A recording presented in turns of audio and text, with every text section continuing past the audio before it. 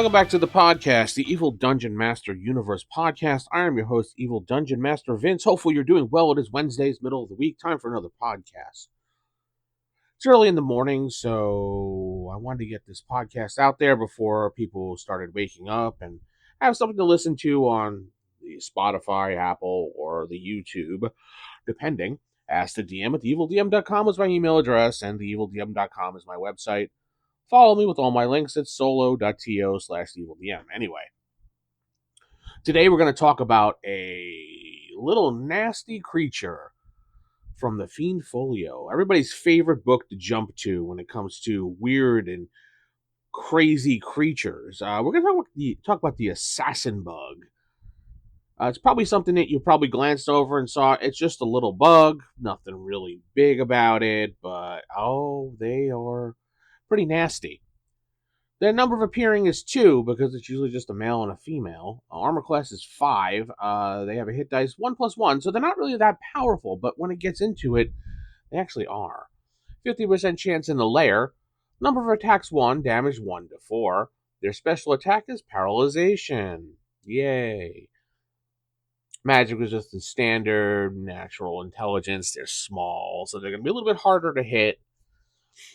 They resemble a giant blue bottle fly with 4 limbs, miniature arms, and legs. The assassin bugs are rarely seen except during their mating season, one day every 2 months, when a male and female may be encountered flying in search of a host for their offspring.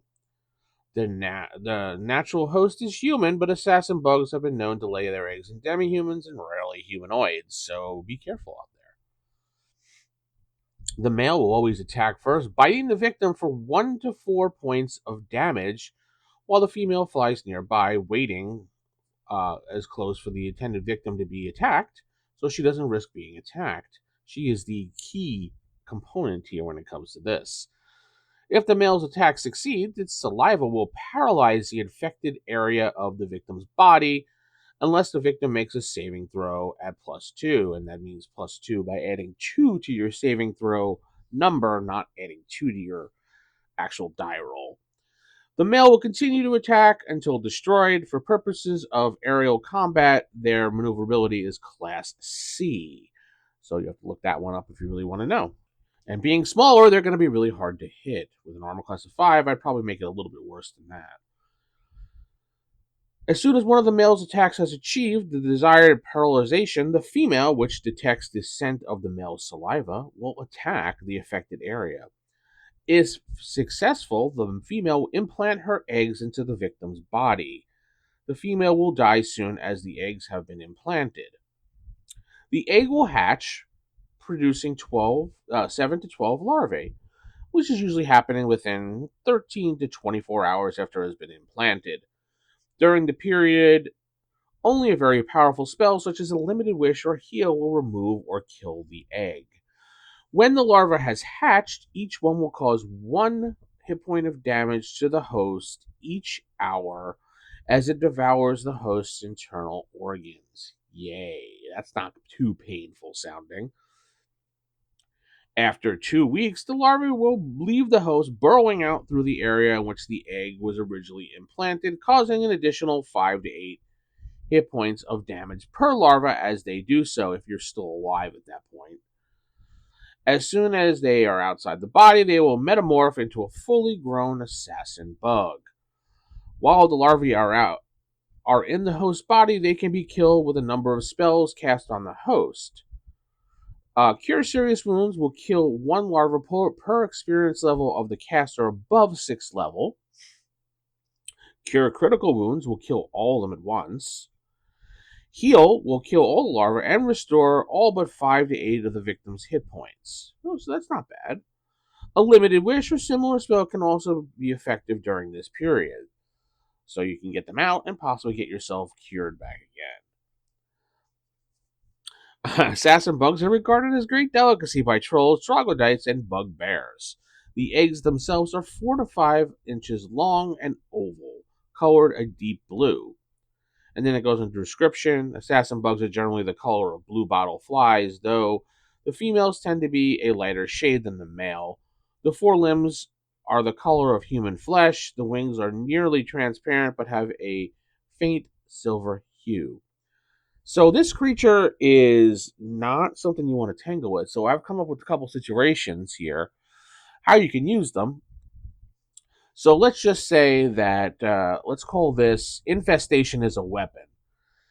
So a rogue magic user wanting to get revenge on a certain village, maybe because they tossed him out, or they wanted, or maybe they just didn't like him or whatever, they screwed him over. Who knows? His motivation is to get revenge on the village. So what does he do? He finds a way to breed assassin bugs and implant the larvae inside a host in secret. He uses charm or some type of domination spell to send the infected humanoids into the village, unknowingly carrying larvae which will burst out in a matter of days. Cue your urban horror movie here. So you got a ticking time bomb of a person here who doesn't know they're infected by these bugs and slowly not feeling well, and then all of a sudden, boof, these bugs just go popping out of him, and then obviously the bugs would go flying all over and cue some people screaming and yada yada yada. Okay. Another one I thought about is a cult worships the assassin bugs as holy vessels of transformation. They willingly allow themselves to be implanted. Some of them obviously die because they're a cult and they're dumb. Some survive and are granted, or cursed with, immunity to future implants, becoming living incubators for entire swarms. So they take the assassin bug and it's their worship, and they are cultivating these bugs and making them live on and getting these entire flocks of these bugs. Just disgusting. Or maybe over time, these cultists have figured out a way that they could become infected with these bugs, but yet still live because they work in harmony with these bugs, somehow communicating with them, letting them know that they will be a permanent host for them and a meal for them as long as they don't kill them constantly or something weird like that, and they become these like half like human bug crepe type people with these larvae oozing out of them, and it's making me want to vomit just thinking about it. But it'd be an interesting villain cult to have for a campaign, so think about that. There's a noble secret. This one I was thinking about. I don't know if it'll work, but paranoid noble suspects an assassin bug got him. He doesn't want to alert the noble's court. He hires the party to investigate. Turns out he's infected. Now it's too late. So the party has to deal with what to do with this noble and how to handle it. As it any day now, or any I should say day, any hour now, the larvae will pop out and he will pretty much die. Hostage situation with bugs. A villain captures the party's ally and implants her with a bug. Uh-oh. The clock is ticking. 13 to 24 hours. The only cure? A high-level heal or limited wish spell. If the party delays or messes up, the swarm erupts from her in mid-mission. So it's kind of like you have to go get this before this type situation, and you have this person infected in your party, and they're an ally of yours, so you want to save them, so you have to figure out a way to get a heal or a limited wish, and you're in the middle of nowhere, and time is of the essence. You can't not get to civilization to get that heal spell or limited wish spell. Should you risk it, or should you go through in a dungeon and see if you could find what you need or something? Those are some ways I thought about doing that. So I'm thinking more ways you could possibly use this monster. There's so many ways you could use this assassin bug and get away with some just really evil situations. Ooh, another one just came to my head here.